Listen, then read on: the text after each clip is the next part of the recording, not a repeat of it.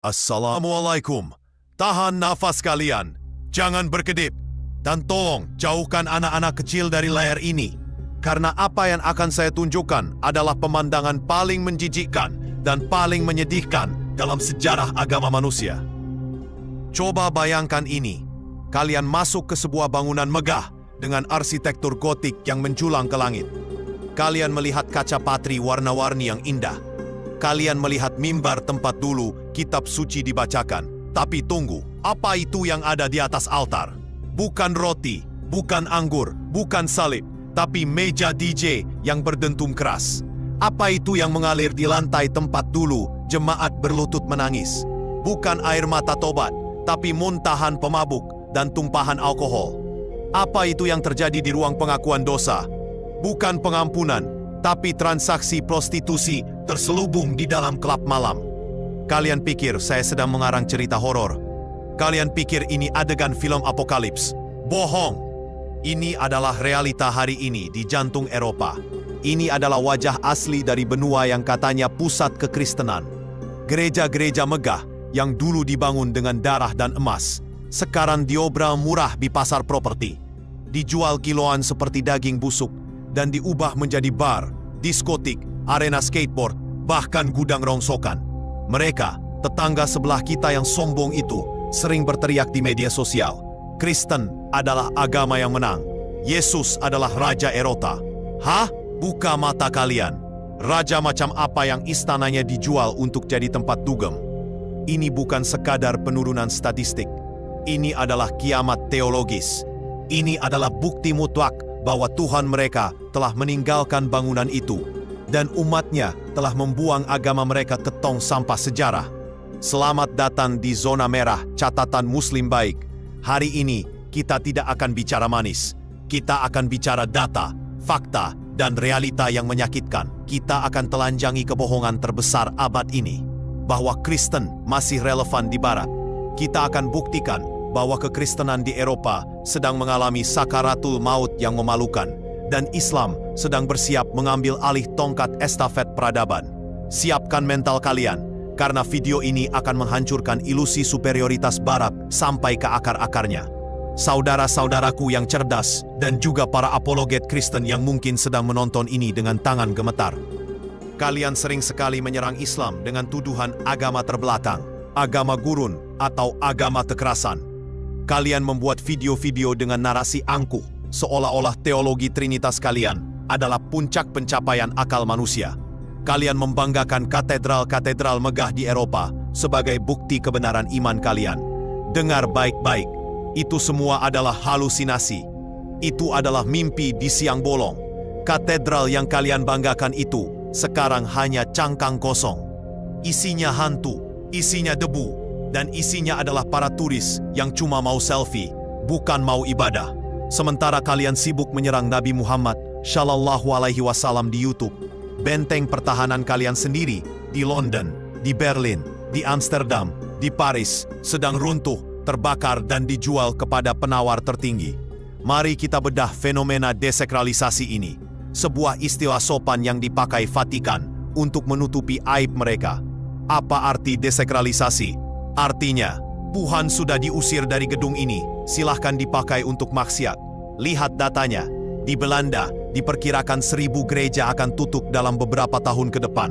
Di Jerman, lebih dari 500 gereja Katolik telah ditutup sejak tahun 2000. Di Inggris, gereja Anglikan menutup 20 gereja setiap tahun.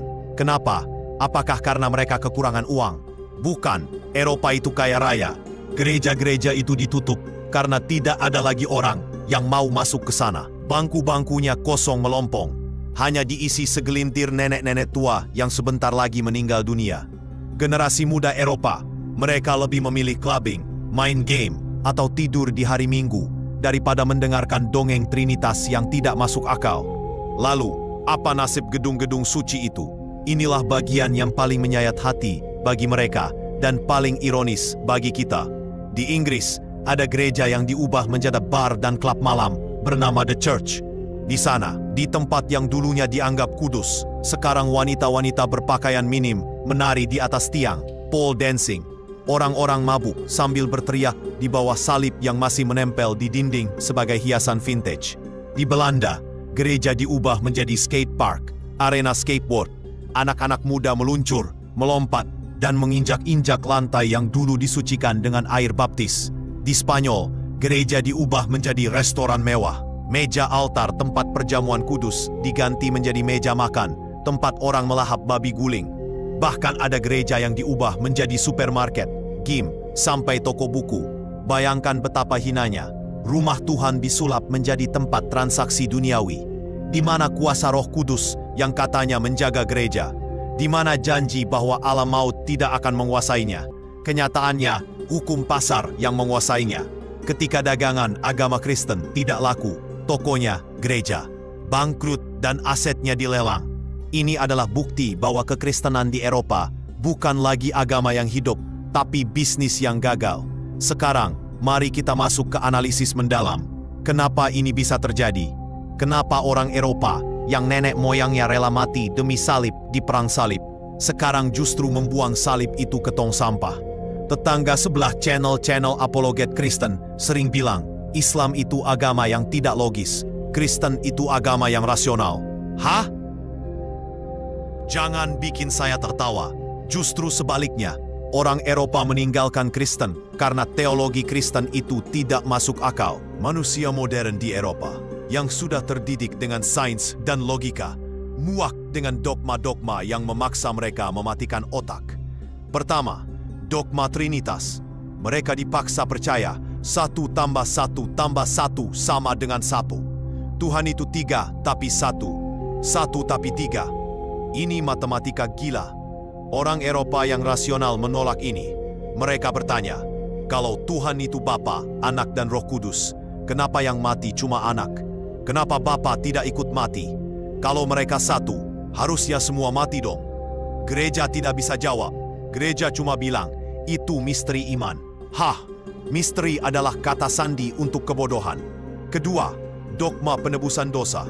Mereka dipaksa percaya bahwa Tuhan yang Maha Kasih harus membunuh anaknya sendiri dengan cara sadis di kayu salib, hanya untuk memaafkan dosa manusia yang makan buah apel ribuan tahun lalu.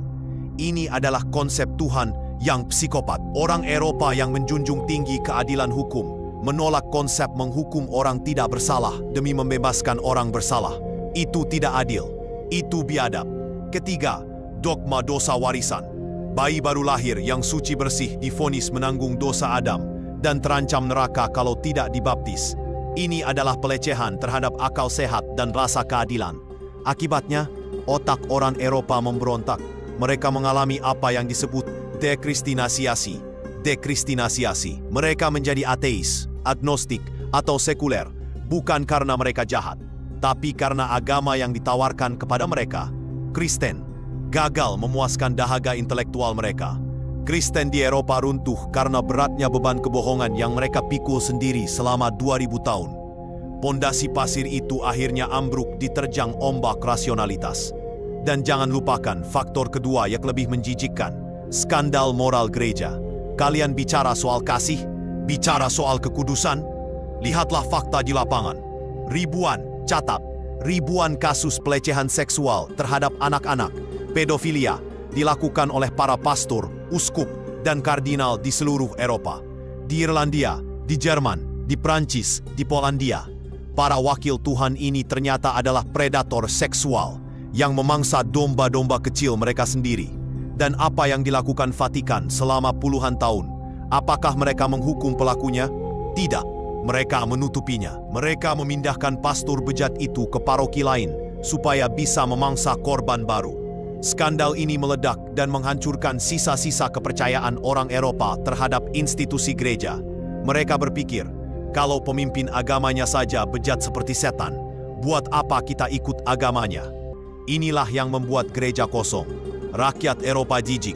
Mereka muak melihat kemunafikan berjubah emas. Jadi, jangan salahkan sekularisme. Salahkan kebusukan internal kalian sendiri yang baunya sudah menyengat sampai ke langit. Sekarang, mari kita lihat kontras yang sangat tajam. Kontras yang akan membuat tetangga sebelah panas dingin dan kejang-kejang. Di saat gereja-gereja dijual jadi diskotik, apa yang terjadi dengan Islam di Eropa. Allahu Akbar.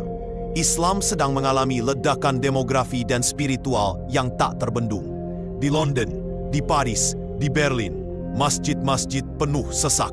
Sampai-sampai jemaah harus sholat di trotoar, di taman, di parkiran, bahkan di jalan raya, karena masjid tidak muat menampung antusiasme umat.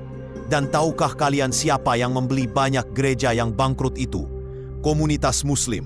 Subhanallah, ini adalah pembalasan sejarah yang manis. Tempat yang dulunya dipakai untuk menyekutukan Allah dengan Trinitas. Tempat yang dulunya dipakai untuk menyembah patung, sekarang dibeli oleh umat tauhid, dibersihkan dari berhala, dan dipakai untuk bersujud kepada Allah yang Maha Esa. Suara lonceng yang mati digantikan oleh suara azan yang lantang. Kenapa Islam bisa tumbuh subur di tanah yang gersang iman seperti Eropa? Karena Islam menawarkan apa yang tidak bisa diberikan oleh Kristen. Logika yang sehat dan disiplin yang jelas. Pertama, tauhid itu rasional. Tuhan itu satu. Tidak beranak, tidak diperanakan. Sederhana, masuk akal. Orang Eropa yang lelah dengan matematika Trinitas menemukan kedamaian dalam kesederhanaan tauhid. Oh, ini baru Tuhan yang benar, tidak membingungkan. Kedua, tidak ada dosa warisan. Setiap manusia lahir suci, fitrah. Dosa ditanggung masing-masing. Ini sangat adil dan sesuai dengan prinsip keadilan modern. Ketiga, tidak ada kelas pendeta. Dalam Islam, tidak ada pasta pastur yang punya hak istimewa menghapus dosa. Hubungan hamba dengan Tuhan itu direct access. Ini membebaskan manusia dari perbudakan institusi. Para mu'alaf di Eropa bukan orang bodoh. Mereka adalah ilmuwan, profesor, politisi, bahkan mantan pendeta. Banyak pendeta di Inggris dan Jerman masuk Islam setelah mereka mempelajari Alkitab dengan kritis dan menemukan bahwa Yesus mengajarkan Islam. Mereka menemukan bahwa Yesus sujud seperti Muslim. Yesus tidak makan babi seperti Muslim. Yesus disunat seperti Muslim. Mereka sadar bahwa untuk menjadi pengikut Yesus yang sejati, mereka harus menjadi Muslim. Fenomena ini membuat Vatikan ketar-ketir. Mereka panik. Mereka menyebutnya invasi Islam. Padahal ini bukan invasi pedang. Ini adalah invasi kebenaran.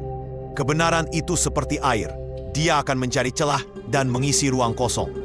Eropa sedang mengalami kekosongan spiritual vacuum, akibat matinya Kristen.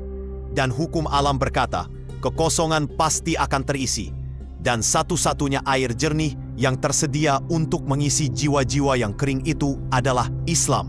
Tetangga sebelah di referensi tadi dengan sombongnya bilang, menjadi Muslim setelah Kristen adalah kemunduran teologis. Hah, kemunduran otakmu. Lihat faktanya, menjadi Muslim adalah peningkatan kualitas hidup. Orang Eropa yang masuk Islam berhenti mabuk-mabukan, berhenti zina, berhenti narkoba, menjadi suami yang setia, menjadi warga negara yang disiplin. Sementara orang yang tetap di gereja atau keluar jadi ateis, makin tenggelam dalam free sex, LGBT dan depresi bunuh diri. Mana yang mundur?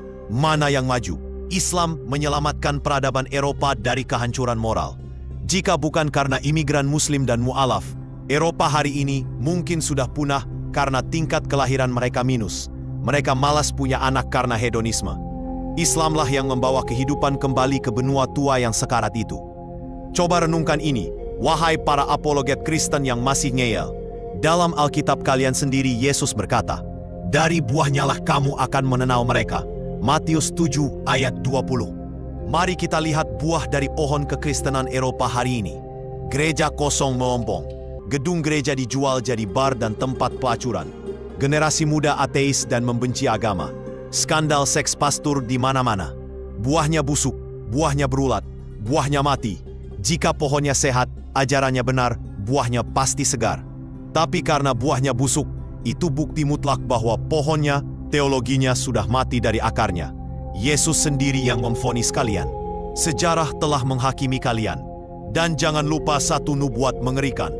Islam diprediksi akan menjadi agama terbesar di dunia pada tahun 2070. Dan Eropa akan menjadi Eurabia. Mereka takut, mereka gemetar, mereka membuat narasi Islamofobia. Tapi mereka tidak bisa melawan takdir Allah. Cahaya Allah tidak bisa dipadamkan dengan tiupan mulut kalian. Mereka berkehendak memadamkan cahaya agama Allah dengan mulut ucapan-ucapan mereka. Dan Allah tidak menghendaki selain menyempurnakan cahayanya, walaupun orang-orang yang kafir tidak menyukai. Quran Surah At-Taubah 32. Ayat ini sedang terjadi live action di depan mata kita di London, Paris, dan Roma. Kepada teman-teman Kristen yang mungkin menonton video ini dengan hati hancur melihat gereja kalian jadi diskotik, jangan marah pada saya hanya pembawa berita cuaca. Badai sudah datang. Marahlah pada pemimpin-pemimpin gereja kalian yang menjual iman demi dunia. Marahlah pada doktrin-doktrin yang tidak masuk akal yang membuat anak-anak kalian lari dari Tuhan. Tanyakan pada diri kalian, kemana Tuhan pergi dari gereja Eropa? Kenapa Tuhan membiarkan rumahnya diinjak-injak pemabuk? Jawabannya menyakitkan tapi nyata. Karena Tuhan tidak pernah benar-benar ada di sana dalam konsep yang kalian sembah. Tuhan tidak ada dalam roti wafer. Tuhan tidak ada dalam patung kayu. Tuhan ada di tempat di mana Dia disembah dengan cara yang Dia mau, bukan cara yang dimaui konsili manusia. Kembalilah, pulanglah. Islam bukan agama asing. Islam adalah rumah asli bagi jiwa yang merindukan Tuhannya Yesus, Tuhannya Musa, Tuhannya Abraham. Di Islam, kalian akan menemukan Yesus yang dimuliakan sebagai nabi, bukan dihina sebagai Tuhan yang mati tak berdaya. Di Islam, kalian akan menemukan Maria yang suci. Di Islam, kalian akan menemukan kedamaian akal dan hati. Terima kasih sudah bertahan menyimak video yang sangat panjang, sangat ekstrem, sangat pedas dan membakar ini sampai detik terakhir. Ini bukan ujaran kebencian. Ini adalah autopsi sejarah. Kita sedang membedah mayat peradaban yang salah arah. Jangan biarkan fakta ini terkubur oleh propaganda media barat. Sebarkan video ini ke seluruh penjuru dunia maya. Bom semua grup WA, Facebook, Twitter, Telegram, TikTok dengan video ini. Jadikan ini viral. Biarkan dunia tahu bahwa matahari barat sedang terbenam dan matahari Islam sedang terbit dari timur. Tunjukkan pada teman-teman kalian foto-foto gereja jadi bar itu. Biar mereka mikir, biar mereka sadar. Hajar tombol like sampai jebol. Penuhi kolom komentar dengan takbir kemenangan. Dan pastikan kalian sudah subscribe catatan Muslim Baik. Kita akan terus menjadi saksi kebenaran di akhir zaman. Kita akan terus mengawal kemenangan Islam yang sudah di depan mata. Sampai jumpa di medan jihad pemikiran selanjutnya. Tetap kritis, tetap berani, tetap bangga menjadi Muslim. Wassalamualaikum warahmatullahi wabarakatuh. Islam akan menang. Kebenaran akan tegak. Allah Akbar.